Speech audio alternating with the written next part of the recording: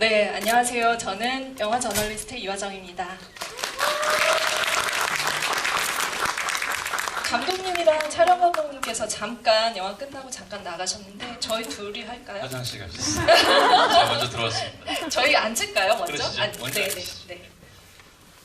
자. 너무 좋은 날이죠. 네. 네, 오늘 진짜 뜻깊은 날. 이 인천 영화주간은 올해 2회째예요. 근데 2회를 하다 보니 박해일 배우 같은 분도 오실 수가 있네요. 여기 인천 영화주간에 박수를 한번 드리겠습니다. 반갑습니다. 가을날에 꺼내 오셨네. 네, 가을날에. 네. 예, 가을 청명한 날에 이렇게 가족이라는 테마로 인천 영상주간에 저희 고령화 가족이 상영되게 돼서 정말 기쁘고 저도 그렇겠지만 여기 또 송혜성 감독님, 홍경표 촬영 감독님 그 오랜만에 스크린에서 보는 경험이어가지고 저 뒤에서 저도 정말 옛날 생각하면서 많이 재밌게 봤습니다. 네, 가족이란 테마로 콩가루 집안, 대한민국 대표 콩가루 집안을 그린 영화 고령화 가족을 상영을 했는데 여러분들도 또 굉장히 오늘 처음 보신 분들도 많으실 것 같아요. 오늘 처음 보신 분. 와, 이 개봉 때 많이 보셨어요. 흥행이 됐는데. 네, 그럼 네, 감독님. 그럼 홍경표 촬영 감독님 먼저 인사 드릴게요. 감독님 신발끈 묶으시는 동안. 네. 예, 안녕하십니까. 촬영 감독 홍경표라고 합니다. 반갑습니다. 예, 송혜성입니다. 저희 또 인천 영화주간에 이렇게 많은 관객분들을 앞에 두고 토크를 하게 됐는데 감독님께도 소감을 좀 들어보도록 하겠습니다.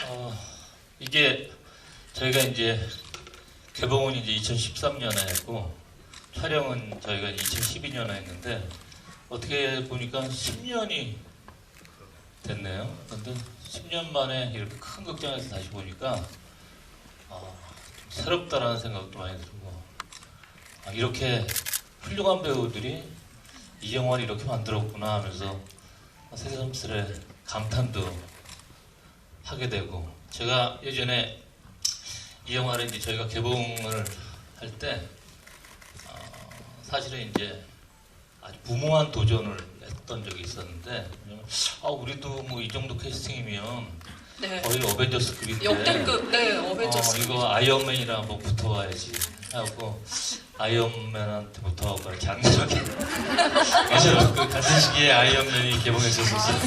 그때 또 마블이 굉장히 이렇게 힘이 가장 셀 때였는데 가족의 달이었죠. 네. 아무튼 새롭게 영화를 보니까 아주 네. 뭉클하기도 하고 다시 한번 우리 이 영화를 만들어 주신 우리 배우분들 그리고 우리 홍경표 촬영 감독이야 스태프들 다들 고맙다는 말을 다시 한번 이렇게 전하고 싶습니다. 네, 박수 한번 부탁드릴게요. 마케팅 배급 전략에는 조금 미스가 있었을지 모르지만 정말 오늘 처음 영화 보신 분들도 굉장히 이런 영화를 그때 못 알아봤다니 라는 생각 드셨을 거라는 생각을 하면서 홍경표 촬영 감독님께도 또 이렇게 큰 스크린으로 다시 관객분들과 영화 보셨는데 어떠셨는지 또 인천 영화주간 초청되신 소감도 말씀 부탁드리겠습니다. 예, 저도 거의 10년 만에 이 영화를 극장에서 봤는데 오늘 보니까 좀 새로운 느낌이 드는 거고 추억도 많이 생각나고 옛날에 같이 작업했던 그 추울 때 찍었던 좀 장면들도 생각나고 예, 그냥 저는 영화도 영화지만 오늘 보면서 그 10년 전 현장에서 있었던 여러 가지 그리고 실제로도 송혜성 감독이 이제 밥을 되게 중요시하는 감독입니다. 그래서 항상 맛있게 먹었던 그리고 이 영화가 저도 그때 설국열차를 찍고 이 네. 영화를 들어오자마자 촬영을 하게 돼서 네. 되게 좀 해외에서 한 1년 정도 있다 들어와서 좀 이 영화 하면서 좀 되게 따뜻하게 힐링도 되고 힐링되는, 예, 네. 그런 영화에서 맛있는 것도 많이 먹고 그게 좀 많이 기억이 나요. 근데 이 영화가 네. 10년이 지나고 나서 보니까 다 잘 됐어요. 아, 그러면 지금 출연하신 분들을 비롯해서 촬영 감독님, 그러니까 촬영 감독님 지금 우리 윤준영 선생님은 뭐 아시다시피 이제 미나리로 오스카의 배우가 되셨죠. 오스카를 네. 하셨고 우리 박혜일 배우님도 깐느 갔다 오셨죠? 얼마 전에. 아카데미로 다니셨고 우리 효진 양은 또 아, 결혼 결혼하셨죠? 진짜 첫 결혼이잖아요. 그래서 이 자리를 빌어서 너무 축하한다는 얘기. 그리고 우리 저 홍길구 촬영 감독도 기생충으로 역사를 쓰셨죠. 이런 거 아. 깐느 아카데미를 다 갔다 저만큼 이상하네요? 시작은 고령화 가족부터다 이 말씀을. 시작이 마치 고려가 가지고 그러네요. 그 모든 한국 영화의 그 영광의 순간에 고령화 가족이라는 영화가 뼈대가 있었다. 근데 홍경표 촬영 감독님 작품 언급될 때마다 굉장히 객석에서 탄성이 이분 누구신지 모르시는 거죠? 네. 감독님 진짜 그 기생충을 비롯해서 마더, 설국열차 그리고 또 곡성 같은 다들 보셨죠? 오, 극장에서. 네. 네, 그 영화 촬영을 하셨던 감독님이고 마찬가지로 감독님의 그 시작에는 고령화 가족이 단단하게 자리 잡고 있다라는 거예요. 네. 그러진 않았죠. 많이 찍었죠. 태극기부터 뭐 많이 찍었으니까. 그러나 고령화 가족을 거치지 않고는 이런 영광의 순간을 맞이할 수 없다. 아이 네. 감사합니다. 참고로 송혜성 감독은 저랑 가장 친한 감독입니다. 같은 동네 살기도 하고 네. 영화 촬영 조수 때부터 아는, 영화 시작하면서 제일 먼저 아는 가장 친한 연출부 촬영부 시절에 아는 거의 30년 넘게 안 영화 네. 아니 그런데 아마 이제 다들 지금 이제 그 촬영 감독님 필모 듣고도 와 하셨잖아요. 송혜성 감독님 무슨 영화 만드신지 아세요? 고령화 가족. 고령화 가족? 정답. 또 파이란. 네. 네, 우행시. 역도산도 있어요. 네. 아니 진짜 그러니까 한국 영화에서 빼놓을 수 없는 모든 이 족적을 남긴 작품들을 만들었는데 사실은 송혜성 감독님이 이 고령화 가족을 저는 이제 원작이 있기 때문에 천명관 작가의 원작이 있기 때문에 만든다고 하셨을 때 솔직히 조금 이렇게 너무 결이 다른 작품이어서 아까 이제 감독님 말씀하신 것처럼 힐링 코드? 그 전에 영화에서 그렇게 힐링 코드는 없었거든요. 저 우행시 멜로로 봤지 힐링으로 보지 않았었거든요. 그래서 그 홍경표 촬영 감독님이 처음 이 영화 같이 하자고 했을 때 제일 좀 놀라시지 않았을까? 어떤 계기로 그때 이렇게 같이 하자고 하셨는지 그리고 그 얘기 들으셨을 때 혹시 말리시진 않으셨는지? 아니요, 저는 이게 설국열차 전부터 먼저 얘기를 했었고 소설도 읽었고 고령화 가족을 초기에 먼저 이 작품 저도 너무 좋아해서 주인공 스토리도 영화 감독 이야기이기도 하고 가족 이야기라 그게 좀 여러 가지 우여곡절이 있게 해서 설국열차 끝나고 들어가게 된 거예요. 저희는 사실은 저는 이제 행복한 영화를 해보고 싶었어요. 왜냐면 사실 뭐 영화만이 아니라 이제 뭐 창작이라는 게 뭐 사실은 하는 작업 자체가 되게 고통스럽기도 하고 뭐 많은 신경들을 쓸 수밖에 없지만 영화를 그냥 이렇게 너무 이렇게 힘들게 찍는 게 아니라 이렇게 스태프들이나 배우들이랑 행복하게 이 영화를 찍을 수 있으면 얼마나 좋을까. 네. 행복한 영화를 찍어보자의 시작이 사실은 이제 고령화 가족의 시작이었고 네. 그러다가 이제 책이 완성이 되고 우리 이제 박혜희 배우랑 어떻게 하다가 그냥 낮부터 먹었지? 밥부터 네. 술을 먹다가 거기서 이렇게 캐스팅을 거의 한 것 같아요. 가족 구성을 이렇게 꾸리는. 먹다가 이를테면 감독님 형은 누가 했으면 좋겠지 하다가 재문이 형 어떨까? 재문이 형 계속 누군가가 오면서 이거를 캐스팅을 네. 하고 너무. 예, 네. 마지막에만 그러니까 사실 윤여정 선생님은 제일 마지막 쪽에 이렇게 붙으셨는데 맨 처음에 제가 전화를 드렸더니 좀 안 하시겠다고 그러더라고요. 네. 이유는 이제 네. 이유는 왜냐면 이제 예전에 이제 우리들의 행복한 시간 할 때 내가 왜 나 보신 뭐 윤여정 선생님의 이제 지인들이 너는 무슨 영화에 강동원 빵 주워주려고 영화에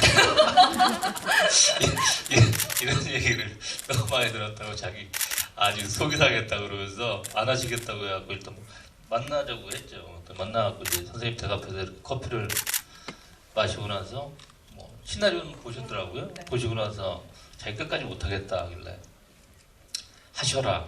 웬만하면 하시거든요. 근데 이제 그래도 이제 그러다가 이제 선생님이 이제 시나리오를 봤는데 시나리오에 내가 누군지 잘 모르겠다. 내가 누군지를 좀 얘기를 해달라. 네. 그래갖고 이제 그 선생님 문제가 이틀 동안 시나리오 한번 고쳐갖고 그 시나리오 보시면 선생님 무조건 하시게 될 겁니다. 네. 하고 이제 어디 이제 호텔에 가갖고 그때 이제 처음으로 이제 이 담벼락에 핀 꽃을 써야 되겠다. 뭐 영화에 굉장히 어떤 주요 모티브로 나오는 그거를 써서 선생님한테 드렸더니 선생님이 이제 그때서 이제 하시겠다고 하고 그러면서 이제 영화를 이제 본격적으로 촬영을 했던 것 같습니다. 네, 이 가족을 어떻게 보면은 진짜 이렇게 콩가루 같은 자식들을 콩고물처럼 만들어주는 역할이기 때문에 윤여정 선생님이 그러니까 출연을 안 하겠다고 계속 하시면은 또 어떤 해답이 나올지 모를 정도로 사실은 중요한 역할이었는데 그거를 결국은 또 승낙을 하셨는데 거기 좀 윤여정 선생님은 같이 하는 배우들에 대해서 이렇게 호불호를 굉장히 명확하게 표현하시는 편이에요. 그래서 제가 이 영화도 처음에 들었을 때 박해일은 아들로 괜찮다. 근데 윤재훈 걔는 좀 아니다. 네, 초반에 그런 표현을 애둘러서 하셨던 것 같은데 영화를 찍으면 찍을수록 선생님께서 윤재문이 진짜 아들 같다. 예, 예. 박해일은 아니다. 예, 예. 저는 뭐 이렇게 보시다시피 겉도는 느낌들이 좀 많다 보니까 어쨌든 캐스팅 얘기를 하신 거니까 감독님과 이제 이 작품을 제안을 하셨을 때 그 전에 다른 멜로 영화를 사실은 제안을 하셨었어요. 네. 근데 그 작품이 어쨌든 이래저래 저랑은 잘 이렇게 운명적으로 안 맞는구나 싶어가지고 감독님이 이제 이 천명관 작가님의 소설을 원작으로 한 이 작품을 제안하셨을 때 저는 읽자마자 너무 하고 싶더라고요. 네. 그래서 이제 감독님과 나부터 정말 이야기를 정말 진하게 들어갔죠. 이게 충분히 텀을 두고 이 촬영의 과정의 순서를 겪어도 되는데 너무 재미있게 읽는 바람에 감독님 또한 또 시작이 너무 좋았고 제가 괴물때 영화 봉준호 감독님 괴물때도 그 가족이 나오잖아요. 네. 그럴 때 그 가족의 그 캐스팅 배우분들이 누굴까가 정말 그 괴물보다도 더 중요한 가족의 쓰임새가 중요한 영화다 보니까 사실 윤여정 선생님 얘기하셨지만 저는 미나리보다 훨씬 더 네. 그 한국인만이 느낄 수 있는 그 한이라는 게 더 깊게 잠재된 그 역할을 더 깊고 넓게 해주신 게 아닐까라는 네. 생각이 들고 그 어머니의 이제 모체를 중심으로 저 이제 자식들 공효진 씨까지 또 빵꾸도 없고 진지 씨까지 그쵸? 네. 네. 정말 어느 하나 그 구멍 없이 저는 그 가족들끼리 찍는 장면에서 이제 감독님이 항상 그 삼겹살을 여러 번 먹는 장면들을 찍어주셨잖아요. 무지하게 먹어요 이 영화는 진짜. 네. 그 이제 세트를 지어서 그 방 안을 찍은 겁니다. 그러니까 한 100명 가까운 스태프들이 그 고기 냄새 연기가 빠져나가지다 하면서도 계속 그걸 구우면서 찍었는데 저는 아까 보면서 인상적이었던 거는 고기를 구우면서 우리가 된장찌개를 먹잖아요. 근데 저희가 그런 사이에 코로나를 겪었잖아요. 그러다 보니까 그 네. 된장찌개 뚝배기 안에 숟갈이 여러 들어갔다 나왔다 하는 게 이제는 너무 먼 이야기 같고 저러면 될까 싶기도 하고 저도 실제로 밥 먹을 때 이제 따로 덜어서 먹는 이제 습관이 돼가지고 그런 부분들이 좀 이제 문화적인 차이 이런 것들도 느껴지고 이게 지금 코로나 시국이면 절대로 제작이 불가능한 영화네. 숟가락이 5개가 들어가는. 그러나 감독님은 그 5개의 숟가락이 된장찌개에 들어가는 그것이 어떻게 보면 가족을 상징하는 어떤 것들이라고 생각했고 그 점을 굉장히 표현하고 싶어 하셨던 걸로 알고 있어요. 뭐 그게 이제 사실은 뭐 핵심이니까 그쪽에 이제 그 장면이 거꾸로 저는 다른 장면들보다 그 장면을 되게 울컥하게 봐요. 뭐 그건 사실은 뭐 불가능할 수 있지만 그게 이제 저는 사실은 보면은 외국에서도 그 얘기를 많이 하더라고요. 특히 이제 뭐 유럽 쪽, 그 유럽에서도 주로 뭐 이태리처럼 약간 이렇게 기본적으로 우리나라 분들이랑 어떤 성질이 좀 비슷한 정서 비슷하신 분들은 네. 영화 보고 자기네 얘기하는 줄 알았대요. 자기네들 막 이렇게 싸우고 막 뭐하고 하는데 어떻게 한국의 사람이 자기네 얘기를 찍을 수 있냐. 거꾸로 얘기를 하더라고요. 근데 그쪽에서도 그거 볼 때 자기가 제일 인상적인 장면이 이렇게 된장찌개를 같이 먹는 장면 뭐 이런 게 뭐 되게 제일 자기네가 이렇게 왔다라는 뭐 그런 얘기들을 하더라고요. 이게 지지고 볶아도 계속 그 밥을 같이 먹으면서 그 밥 먹을 때 말도 안 하거든요. 첫 장면에서도 그냥 말 안 하잖아요. 말 안 하고 그냥 김치 쭉 찢어가지고 집어 던지는 그런 것들이 어떻게 보면은 가족들이 공유하고 있는, 가족들이 사실은 카메라가 없을 때 가장 이제 그 깊이 공감하는 장면일 수도 있을 것 같은데, 촬영 감독님한테는 사실 이렇게 밥 먹는 장면 찍는 게 그렇게 쉬운 일은 아닐 거라는 생각이 들었고, 우리가 진짜 무수한 드라마에서 밥 먹는 장면을 너무 익숙하게 보고 있는데 영화에서 이 정도로 많이 드러나기는 또 이렇게 좀 도전이었을 것 같다는 생각도 들어요. 그리고 그 밥 먹는 장면 때문에 사실은 이 영화가 굉장히 귀여워지는 순간들이 생기는 거라는 생각이 들었거든요. 그래서 어떻게 좀 촬영하셨는지 기억나시는 것들이 있다면. 밥 장면? 장면. 뭐 저는 사실은 이 영화는 촬영 감독으로서의 어떤 뭐 샷들을 뭐 찍기보다는 인물들 위주의 배우 중심으로 영화들을 하나하나 촬영해 나간 것들이라, 물론 뭐 핵심은 아까도 얘기했지만 그 집부감에 된장찌개 있고 숟가락들이 왔다 갔다 하는 거, 그거가 제가 좀 신경 쓴 이미지고, 나머지는 다 배우 위주, 가족들 위주로 그냥, 물론 촬영하기는 쉽지는 않죠. 이렇게 둘러싸 있는 배우들을 여기 갔다 저기 갔다 이렇게 하면서 그 사이사이 다 보여준. 근데 그거보다는 그냥 그런 구도적인 어떤 것보다는 인물 위주로 영화 처음부터 끝까지 그걸 견지해 나갔던 것 같습니다.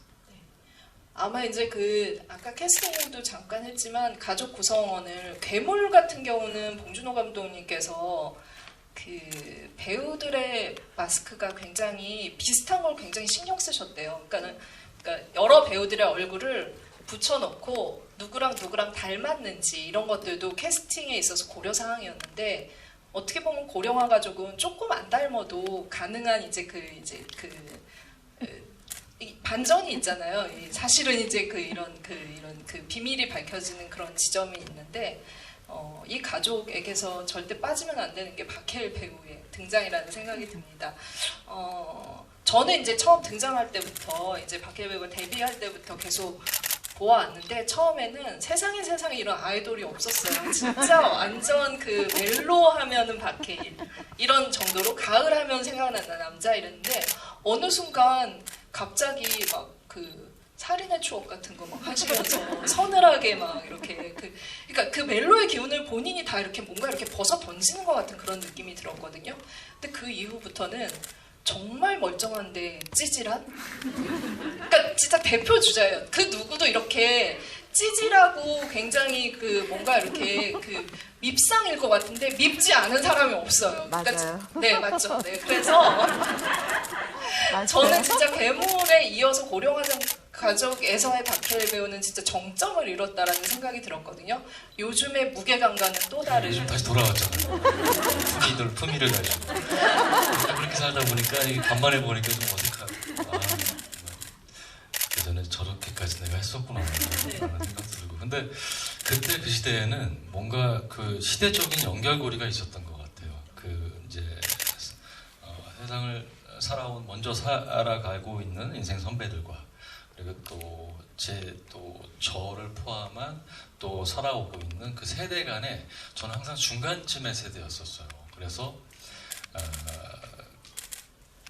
감독님들 또한 연배들을 보자면 송혜성 감독님을 포함한 그런 시대적 문화적인 것들을 받아서 걸쳐서 살았던 인물이기도 하고, 또 새롭게 또 새로운 문화를 계속 펼쳐 나가는 시대에 어벤져스 같은 아이언맨 같은 그런 걸 동시다발적으로 안아야 될 시대에 저는 양쪽을 사실은 다 걸쳐야 되는 그런 입장이었기 때문에 단지 뭐 멜로 이런 예쁘장한 네. 이렇게 포장한 팬시한 그런 느낌들의 영화도 때때로 필요하겠지만 이렇게 사람의 어떤 현실에 기반을 두고 그 이렇게 밑바닥 같은 처절한 그 제가 정말 좋아하는 감독님의 파이란 같은 영화 최민수 네. 선배님의 어떤 날것의 그런 기운들 물론 시대를 타지만 그 사람의 아주 저 속까지 보여주는 영화잖아요.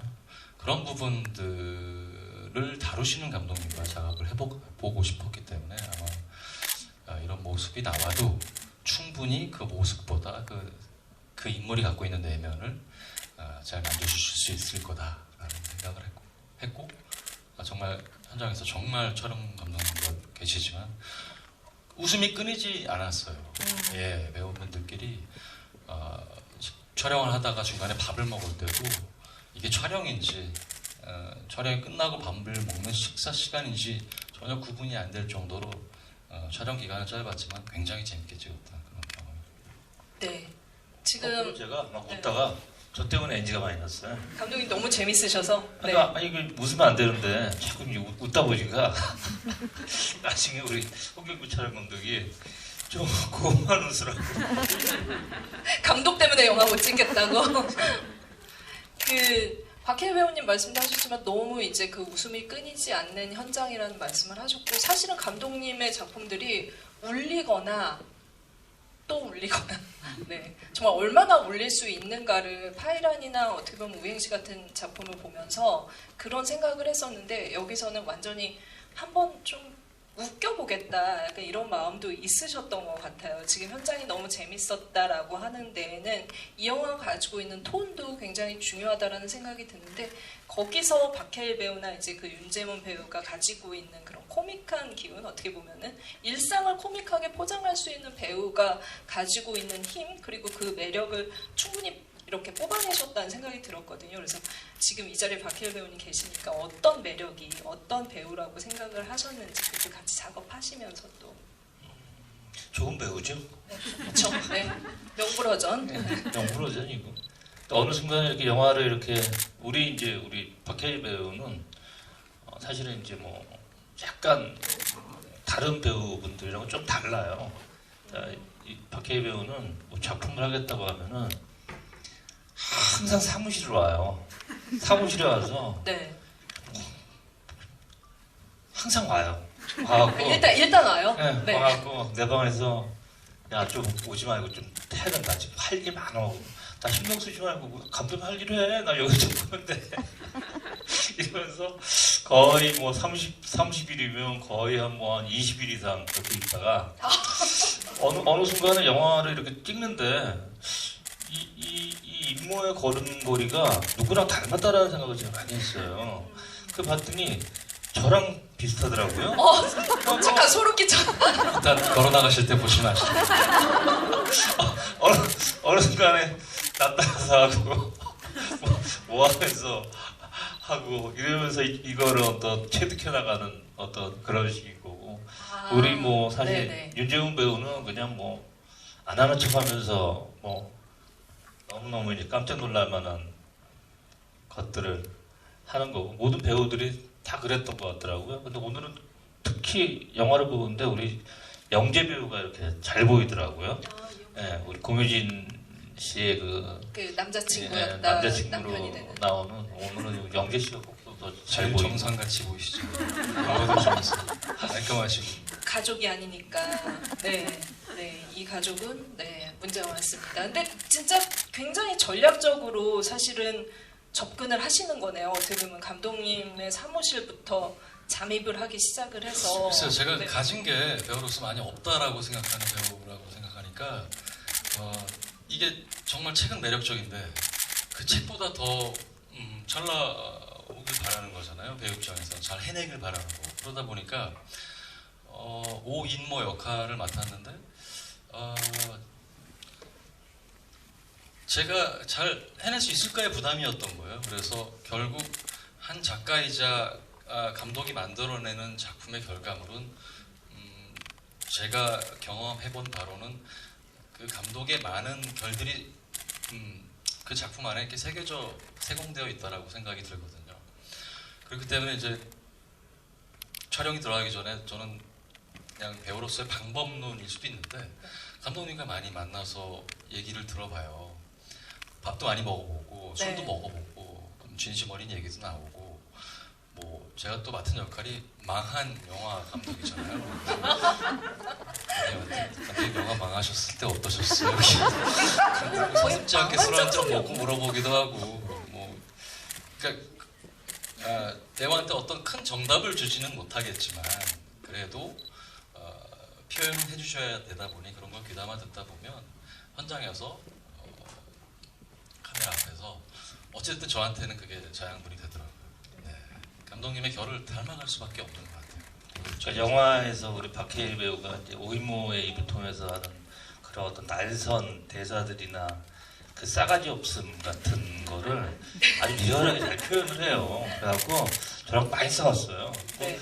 싸우다가 하지마 막 하다가 안해 막 하다가 네. 다음날 되면은 먼저 전화하고 감독님 회장했어 이러고 다시 만나고 그런 과정들은 고려아가족처럼 이렇게 많이 겪어본 영화도 별로 없었던 것 같습니다. 어떻게 보면 거의 그 기간 동안은 그 임모로 살아가는 그런 시간이지 않았을까 싶은데 홍경표 촬영 감독님께서는 이런 그 굉장히 이제 그 어떻게 보면 장르적인 영화를 하시다가 이 작품 하면서 배우들과의 호흡도 어떠셨는지.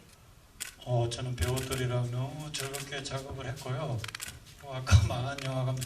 그래서 저도 이 작품을 촬영 감독으로서 해석할 때 되게 이게 장르 영화도 아니고 드라마도 아니고 그래서 망한 감독이 영화 주인공인데 이걸 멋있게 촬영해도 안 될 것 같고 이게 영화 안의 감독보다 더 잘 지켜도 안 될 것 같은 그런 묘한 걸 가지고 영화를 촬영했어요.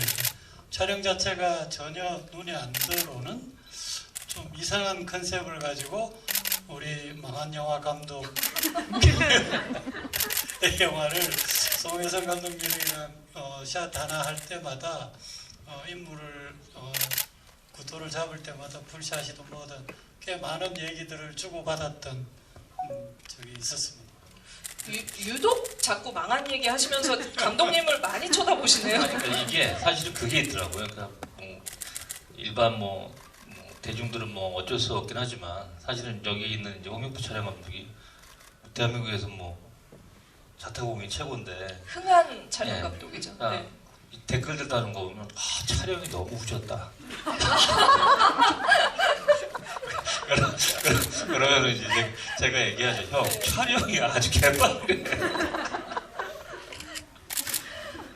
아니 그러니까 여러 장면들이 생각났을 테지만 저는 이 영화 보고 처음 이제 그 개봉했을 때 보고 나서 두고두고 생각나는 장면은 진짜 내 가족한테 욕하면 같이 나가서 싸워주는 장면이었거든요. 아 이게 가족이구나. 아까 감독님께서 숟가락이 여러 개 들어가는 그 장면에서 가족의 어떤 일상을 느꼈다면 어떤 일이 발생했을 때는 정말 가족에게 어떤 일이 닥쳤을 때는 그런 광경이 펼쳐지겠다라는 생각이 들어서 굉장히 웃기면서도 뭉클하고 약간 눈물 났었던 장면이기도 해요. 그런데 그 장면에서는 감독님 촬영을 못했다고 하기에는 너무 많은 이제 그 테크닉이 들어갔다는 생각도 들었거든요. 진짜 그때 윤여정 배우님의 정말 모든 걸 놓은 듯한 해탈한 연기도 너무 좋았고 그 뒤에서 싸우는 그런 장면들은 마치 그 왕가희 감독의 그런 그 슬로우 모션을 보는 듯한 고속 촬영과 이런 것들을 섞은 듯한 그런 느낌도 들었는데 그 장면은 어떻게 아이디어 구상하시고 촬영하셨는지? 그 장면 플러스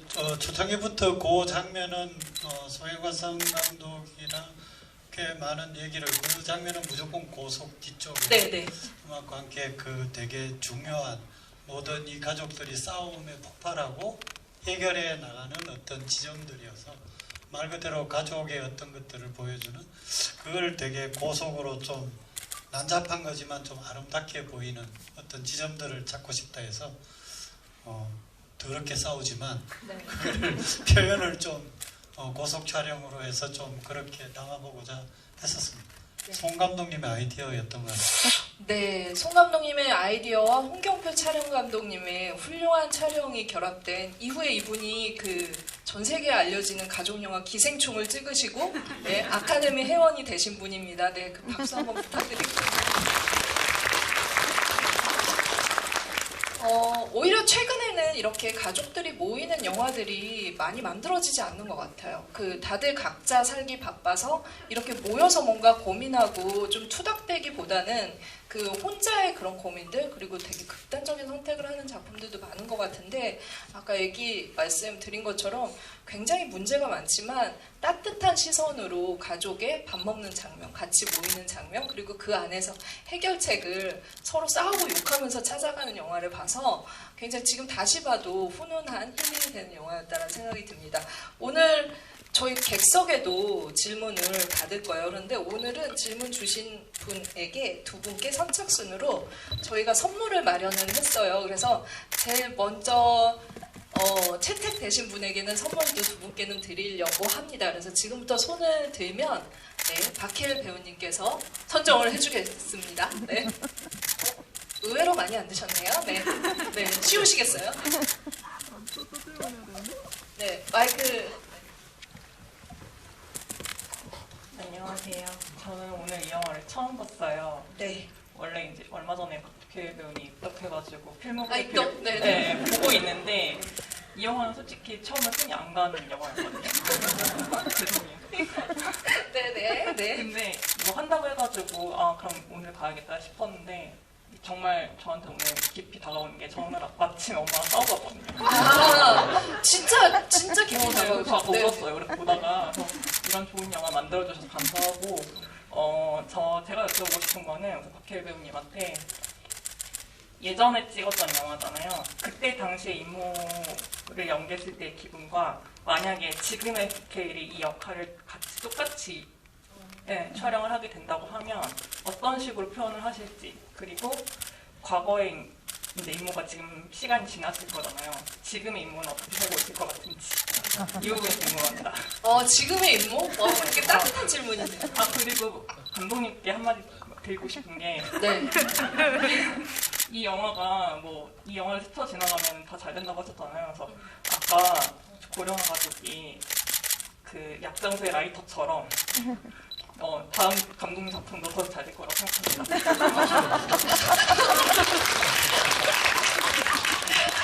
네. 감사합니다. 아니 아침에 안 싸우고 나오는 사람이 없잖아요, 엄마랑. 그래서 아마 이제 그 덕담으로 얘기해 주신 것 같은데, 네, 감독님의 그러면은 그 잘 되는 그날을 기다리면서 박혜일 배우님께 그런 말씀 들어보도록 하겠습니다. 어머니가 싸우셨다고 하셨는데 맛있는 거 먹으면서 잘 풀길 바랍니다. 삼겹살 드시면서. 그때 그 시대에 10년 전에 임모를 했었을 때는 매 순간 예민했어요. 그러니까 그거는 꼭 캐릭터 때문만은 아니었고요. 그때 저 자신 자체가 좀 모든 게 다 예민한 그런 시기가 있었던 것 같습니다. 그래서 더 그렇게 보여지지 않았나 싶기도 했어요. 오늘 제가 극장에서 봤을 때. 다시 지금 노인모 역할을 하라고 하면은 그래도 조금 더 여유 있게 임모를 끌어안아 줄 것 같아요. 그러니까 망한 건 망한 거고 가족이 언젠가는 순간순간 적이 될 수도 있지만 그래도 이 10년이라는 세월이 저를 많이 바꿔놓은 것 같아서 저도 또 새로운 가족이 생겼기 때문에 가족을 바라보는 태도가 조금 더 이렇게 많이 모난 느낌에서 이렇게 많이 좀 뭔가 이렇게 갈려진 좀 부드러운 느낌. 그러니까 저는 이 영화에 아주 클래식한 지점도 있다 치지만 그래도 미래지향적인 이야기의 한 대사가 기억이 나요. 가족이 별거냐. 같이 먹고 자고 웃고 울고 하면은 가족이지. 그런 대한가족이라는 어떤 표현도 있잖아요. 근데 앞으로 시대가 어떤 가족의 뿌리를 찾아서의 개념은 아닐 것 같고 현재를 살아가는 입장에서 아무튼 이야기가 너무 간 것 같은데 오인모를 지금 다시 하자면 좀 더 여유 있게 해 나갈 것 같아요. 그리고 임무는 지금의 지금? 오임무는 흥행 감독이 됐을까요?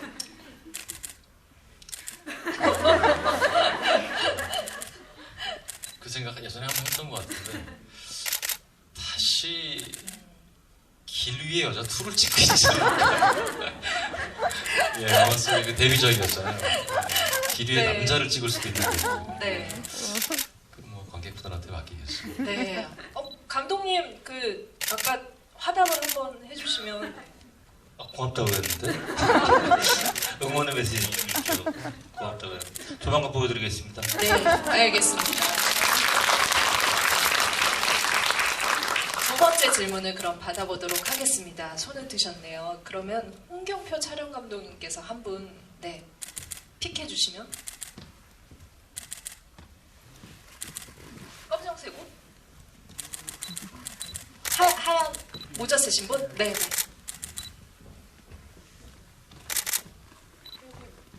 모자 쓰신 분 저쪽. 네.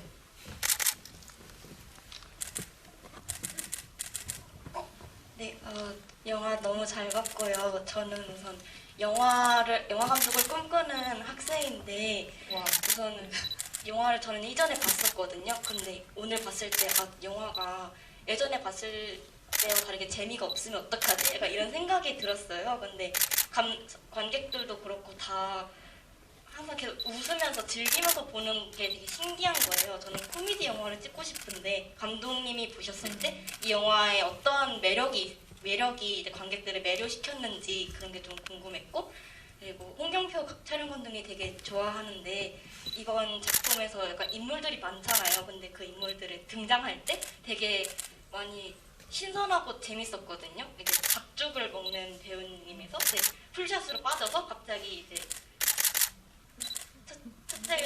첫째 분이 이렇게 딱 나왔을 문이 때 열리면서. 네네. 네네. 그게 너무 뭔가 투샷이. 재밌는 거예요. 그리고 이제 박해일 배우님의 눈동자 연기도 되게 재밌었고. 네. 그리고 하나 더 질문을 하는 게 박해일 배우님이 그때 눈동자 연기를 할 때 어떤 생각으로 하셨는지 약간 이제 맞으려나 이런 생각을 하셨는지 약간 그게 좀 궁금했어요. 그러면은 이제 그 장면에서의 박해일 배우님의 눈알 연기와 네, 그리고 촬영 감독님의 화면 구성, 그리고 감독님께는 이제 이 영화의 매력을 자기가 스스로 셀프로 얘기하는 그 시간을 그럼 지금부터 가져보도록 예, 하겠습니다. 우선 제가 먼저 말씀드려요. 네. 저도 이 영화 찍으면서 나한테 코미디 재능이 있네. 그래서 떨면서 앉았어요. 그리고 뭐가 있냐면 저는 사실은 뭐 아시다시피 뭐 이렇게 뭐 감정이 격하거나 뭐 아니면 또 혹은 뭐 섬세하거나 뭐 이런 것들을 많이 하다 보니까 찍기 되게 힘들거든요. 찍기도 힘들고 구하기도 힘든데 거꾸로 이렇게 배우들이 서로 시너지를 일으키면서 하는 영화를 하다 보니까 저도 행복해지고 위안이 되고 재미가 있는 거예요. 앞으로 이런 영화를 좀 찍어야 되겠구나. 그런 어떤 계기를 갖게 해준 게 사실 이 영화였고, 또 이 영화가 사실은 어떤 게 있었냐면 저희 때는 사실 가족 영화라는 게 이렇게 사이즈가 클 수가 없거든요. 제작비 자체도 되게 적고 뭐하고 그런데도 이제 선뜻 뭐 스태프들이나 배우들은 뭐 선뜻 합류를 해줬고, 그러다 보니까 저도 할 수 있는 게 뭐냐면 지금이야 뭐 주당 주 52시간 뭐 이런 게 뭐 정확하게 되어 있지만 그때 10년 전에 제가 그걸 찍었어요. 그러니까 저는 그 대신에 우리는 밤새지 말고 찍자. 합리적인 시간대로. 네. 어차피 이 시간을 왜냐면 밤새면 항상 피곤해지고 신경이 많이 쓰이다 보니까 싸울 수밖에 없으니까 차라리 딱 뭐 8시에 찍어서 6시에 끝나는 영화를 찍자. 나머지 시간에 차라리 술을 먹고 내일 찍을 그 얘기를 하자. 이러면서 찍어 나가다 보니까 이 영화가 제 입장에서는 되게 행복하고 스태프들도 그렇고 다들 좀 행복했던 영화가 되지 않았나 싶습니다. 매력적인 거 맞죠? 네. 박수 부탁드릴게요. 송혜성 감독님은 그 강동원 배우와 함께 할 때보다 박해일 배우와 함께 할 때 더 행복한 건 맞는 것 같아요. 맞습니다. 네, 인정하셨습니다. 네.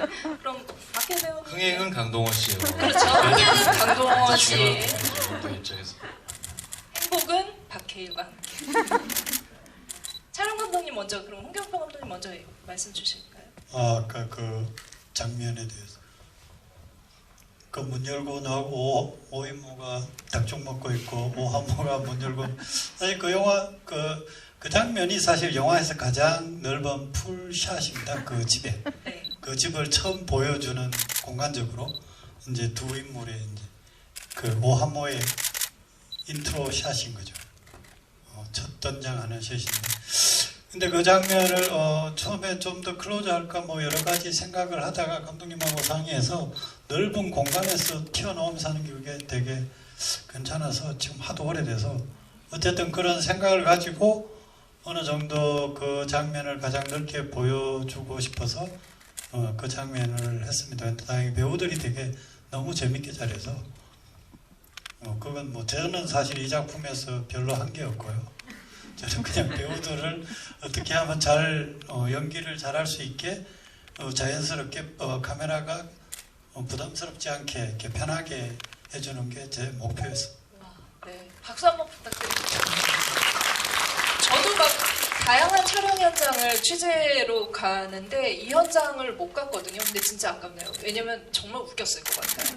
이 배우들이 바로 앞에서 김치 던지고 그런 장면들, 싸우는 장면 보고 있으면 진짜 뭐 감독님 마음이 이해가 되는 것 같습니다. 그러면 그 웃긴 장면을 연출하신, 네, 직접 연기하신 박해일 배우님께 눈알 연기. 네.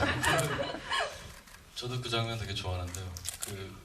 근데 제가 이렇게 모르겠어요. 저라는 배우는 뭘 크게 표현을 하는 스타일은 아닌 것 같아요. 근데 못 보시는 분들도 있는데 혹시 연출을 하시려는 분이시다 보니까 눈 돌아가는 걸 보셨나 봐요.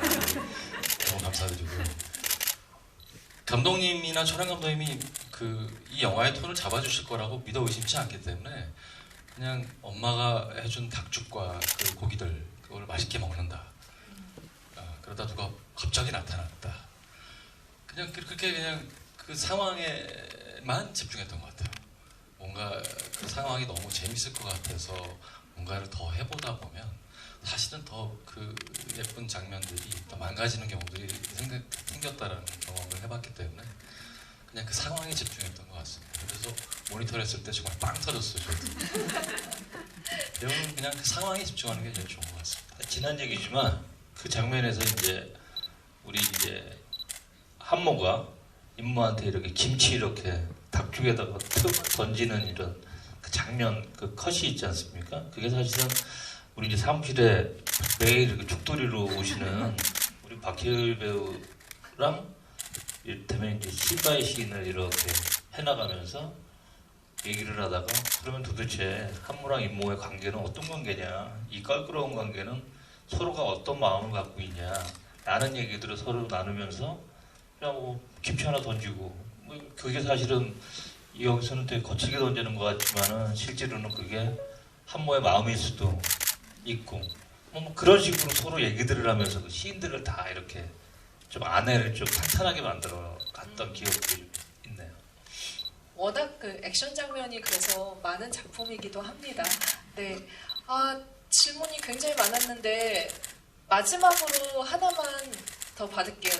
저쪽, 네, 없으시죠? 네, 이쪽, 네.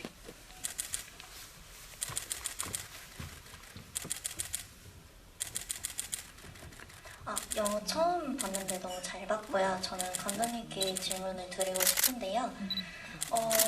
사실 그 콩가루 가족이라는 것만 제외하면 고령화 가족이잖아요. 어떻게 보면 자녀들이 딸도 그렇고 아들도 그렇고 둘이 나이가 많은데 그 나이 많은 어머니가 더 많이 챙겨주고 자식들은 이제 아무것도 하지 않는데 이 대본을 처음 받으셨을 때 되게 많이 궁금해요. 어떻게 보면 지금 사회를 되게 반영하고 있다는 생각을 받아서요. 그래서 대본을 처음 받으셨을 때 감독님의 기분이 어떠셨는지 궁금합니다. 제가 썼는데요? 받으신 건 아니고 쓰셨어요, 진짜. 그러니까 아까도 뭐 전에도 얘기했지만 그냥 위로받고 싶었어요. 그러니까 거꾸로 뭐 임모가 나라고 생각을 하면은 세상 사람이라는 건 사실은 어느 누군가한테 위로받고 싶을 때가 있잖아요. 근데 사실은 너무 쉬운 데 있는데 모든 사람들은 사실은 가족한테서 위로받고 싶어 하지는 않거든요. 가족은 항상 당연하다고 생각을 하지 실제로 내가 제일 힘들 때 나를 위로해 줄 수 있는 사람은 사실은 여러분도 있죠. 윤복희. 하지만 이제 가족이라는 게 어디로 가는 거야? 감독님 개그.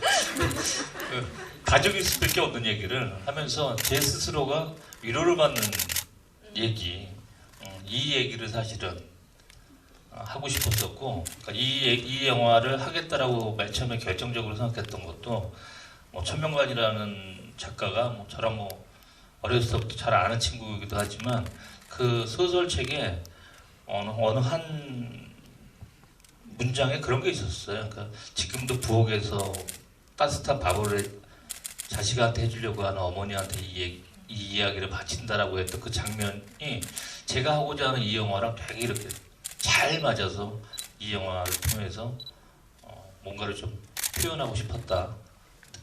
혹은 제일 중요한 거는 내가 위로받아야지 남도 위로받을 수 있다. 이런 생각으로 만들었던 영화입니다.